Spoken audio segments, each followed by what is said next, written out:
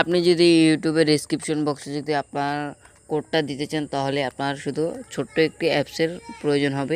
আপনারা এই অ্যাপটিকে ডাউনলোড করবেন, গুগল প্লে স্টোরে ডাউনলোড করার পর এটাকে ওপেন করবেন। ওপেন করার পর দেখতে পাচ্ছেন এখানে থ্রি ডট উপর এটা ক্লিক করবেন। ক্লিক করার পর নিচে দেখতে পাচ্ছেন মাই কোড, তার নিচে দেখতে পাচ্ছেন ক্রিয়েট কোড, এখানে একটা ক্লিক করবেন। ক্লিক করার পর আপনি যে বিষয়টির উপরে এখান থেকে কোডটি তৈরি করতে চাচ্ছেন সেটাকে সিলেক্ট করবেন।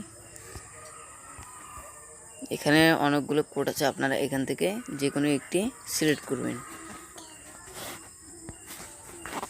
দেখতে পাচ্ছেন এখানে কিন্তু অনেকগুলো কোড আছে, এখান থেকে আপনারা সিলেক্ট করে নেবেন। তো আমি এখানে টেক্সট এই অপশনটি সিলেক্ট করে নিলাম। সিলেক্ট করার পর এখানে আমি আমার টেক্সটটা লিখে দিচ্ছি, আপনারা আপনাদের টেক্সটটা লিখে দেবেন।